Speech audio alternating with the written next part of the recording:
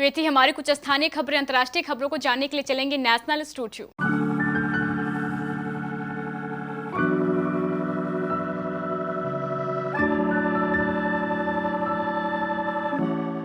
आइए जानते हैं आज के कुछ प्रमुख अंतर्राष्ट्रीय खबरों को। पहले एक नजर आज के हेडलाइंस पर।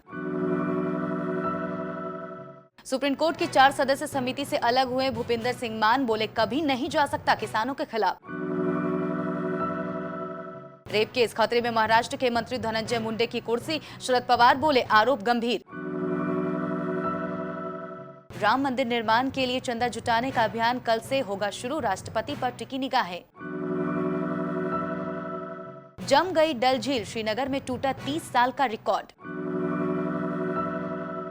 तानाशाह किम जोंग उन से सहमत दक्षिण कोरिया, सुरक्षा के लिए अब बनाई है एक खास रणनीति। विजय की फिल्म मास्टर ने पहले दिन की बम्पर कमाई। तूफानी शतक ठोकने वाले बल्लेबाज को मिलेगा रिवॉर्ड, हर एक रन के लिए मिलेंगे पैसे।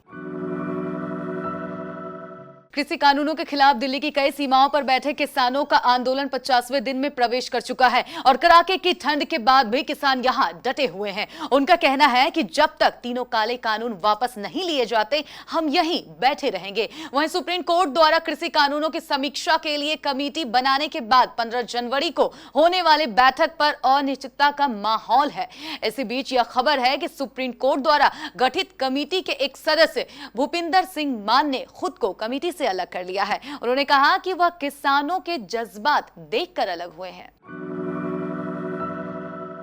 रेप के आरोप का सामना कर रहे महाराष्ट्र के मंत्री और एनसीपी नेता धनंजय मुंडे की कुर्सी खतरे में पड़ गई है। मुंडे ने गुरुवार को एनसीपी प्रमुख शरद पवार से मुलाकात की। इसके बाद शरद पवार ने कहा कि धनंजय मुंडे पर जो आरोप लगे हैं वे गंभीर हैं और पार्टी उन पर कार्रवाई के बारे में जल्द फैसला लेगी। एनसीपी प्रमुख ने आगे कहा कि मुंडे ने मुझसे मुलाकात की थी और मुझे उन्होंने अपने ऊपर लगे आरोपों के बारे में बताया। उन्होंने बताया कि वे एक महिला के साथ करीबी रिलेशनशिप में थे और उसने ही बाद में आरोप लगाया है। उनके खिलाफ एक शिकायत दर्ज की गई थी और जांच शुरू होने की उम्मीद है। उन्हें इस आरोप का अंदाजा पहले से ही था, जिसकी वजह से इस मामले में हाई कोर्ट से संपर्क किया गया था। शुक्रवार 15 जनवरी को श्री राम जन्मभूमि तीर्थ क्षेत्र के कोसा अध्यक्ष स्वामी गोविंद देव गिरी महाराज और विश्व हिंदू परिषद के कार्य अध्यक्ष आलोक कुमार समेत वीएचपी के बड़े नेता सुबह 11 बजे राष्ट्रपति रामनाथ कोविंद से मुलाकात करेंगे। माना जा रहा है कि इस दौरान ये नेता राष्ट्रपति से अयोध्या में बन रहे श्री राम मंदिर निर्माण के लिए चंदा मांगेंगे। हालांकि यह देखना दिलचस्प होगा कि राष्ट्रपति रामनाथ मंदिर के लिए चंदा देते हैं या नहीं, और अगर देते हैं तो कितनी राशि देते हैं। इसके साथ ही राम मंदिर निर्माण के लिए होने वाले समर्पण निधि कार्यक्रम की राष्ट्रपति शुरुआत करेंगे। वीएचपी नेता आलोक कुमार के अनुसार वे देश के प्रथम नागरिक हैं, इसलिए उनकी शुभकामनाएं लेने जा रहे हैं।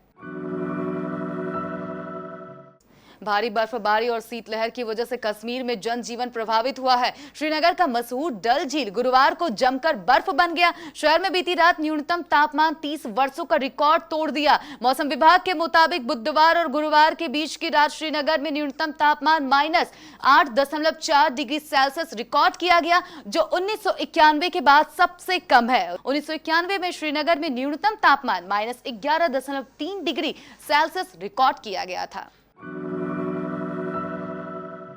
कोरियाई प्रायद्वीप में एक बार फिर से उत्तर और दक्षिण कोरिया के बीच दूरियां बढ़ती दिखाई दे रही है। इसकी वजह उत्तर कोरिया प्रमुख का वो बयान है जिसमें उन्होंने अपने परमाणु हथियार के जखीरे को बढ़ाने की बात कही है।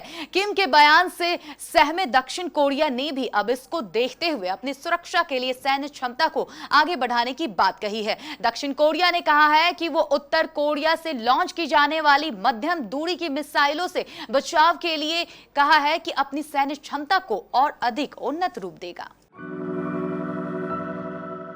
लॉकडाउन खत्म होने के बाद अब फिल्में सिनेमा घरों में रिलीज होने लगी हैं। अब तक छोटे बजट की फिल्में ही रिलीज हो रही थी, लेकिन अब बड़े स्टार्स की बड़ी फिल्में भी सिनेमा घरों में उतरने लगी हैं। 13 जनवरी को तमिल सिनेमा के सुपरस्टार थलापति विजय की नई फिल्म मास्टर की रिलीज हुई। इस फिल्म ने बॉक्स ऑफिस पर दमदार कमाई की है। इस फिल्म ने पहले दिन 40 करोड़ कमाई का आंकड़ा पार किया है। रिपोर्ट की माने तो इस फिल्म ने सिर्फ तमिलनाडु में 26 करोड़ और केरल कर्नाटक में करीब करीब 3-3 करोड़ की कमाई की है। इसके अलावा देश की बाकी हिस्सों में कमाई करीब 6 करोड़ रही है। केरल क्रिकेट संघ ने इस समय खेली जा रही सैयद मुश्ताक अली ट्रॉफी में मुंबई के खिलाफ 37 गेंदों पर शतक जमाने वाले बल्लेबाज मोहम्मद अजहरुद्दीन को सम्मानित करने का फैसला किया है। इस युवा बल्लेबाज ने मुंबई जैसी धांकड़ टीम के खिलाफ पहले तो 37 गेंदों में शतक ठोका और फिर नाबाद 137 रन की पारी खेलते हुए टीम को जीत भी दिलाई। इसी की वजह से केसीए अजहरुद्दीन को सम्मानित करने वाली है। केरल क्रिकेट संघ ने ऐलान किया है कि मोहम्मद अजहरुद्दीन को 1,37,000 रुपए का पुरस्कार दिया जाएगा। अब आप सोच रहे होंगे कि ये रकम इतनी अनूठी क्यों रखी गई है।